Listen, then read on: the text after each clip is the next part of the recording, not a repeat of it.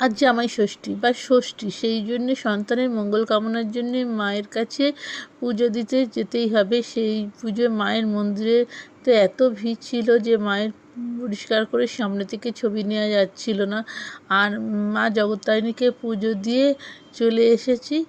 আর সেরকম করে ষষ্ঠীর আলাদা করে আমাদের বাড়িতে বেশি উৎসব পালন হয় না, কেননা অন্য একদিন করা হয়। আর এখানে মায়ের পুজোর প্রসাদ তার একটু ফুল দেখিয়ে দিলাম।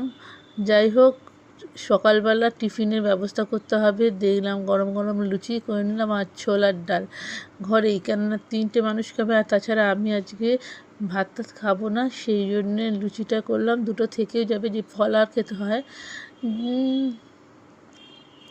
আর দাদা, যেহেতু আমরা ওই দিন কিছু খাই না বলে দাদাও সেদিনকে মাছ মাংস কিছু খেতে চায় না, সেই জন্য নিরামিষই হয়। নিরামিষ মাছও খেতে চায় না, বলে থাক অন্য একদিন একসঙ্গে সবাই যখন খাবে তখন করতে হবে।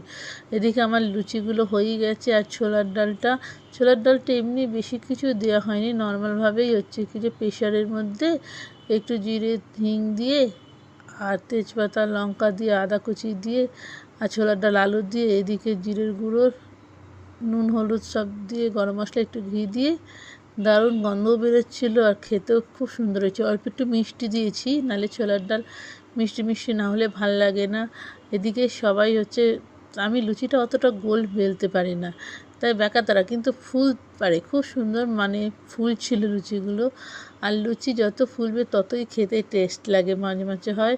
যাই হোক, লুচি করা হয়ে গেছে, তার সঙ্গে মিষ্টি ছিল। আর যেহেতু আমরা একসঙ্গে সব কিছু খাই না, ভাগে ভাগে একটু একটু করে, তাই ছোলার ডাল আর লুচিটার মিষ্টিটা আগেই খাওয়া হয়ে গেছে।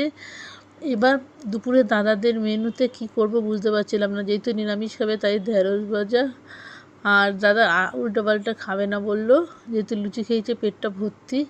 আর তার সঙ্গে ভাবলাম একটু টক ডাল করি, আম দিয়ে টক ডাল করলাম, অনেক দিন খাওয়া হয়নি। আমি যদিও বা খাবো না এইসব, এগুলো দাদাদের জন্যে। আর পটল পোস্ত, তার সঙ্গে একটু চাটনি ছিল। যাই হোক, দুপুরের রান্নাটাও গোটা গোটা পটল পোস্ত, দুপুরের রান্নাটাও করে নিলাম একেবারে। আর সঙ্গে ভাত ছিল প্লেন। এই খাওয়া জামাই ষষ্ঠীর খাওয়াটা আমরা অন্য একদিন ছুটি ছাটা দেখে সবাই মিলে একসঙ্গে খাই, যেহেতু দিদিরা থাকে, জামাইবাবুও খাবে, আর আমিও আজকে খাবো না, তাই দাদা আজকে একা খেতে চায় না। তাহলে সবার বাড়িতে খুব আনন্দ করে জামাই ষষ্ঠী পালন করছে। সবাই ভালো থাকুন আর সুন্দরভাবে কাটুন।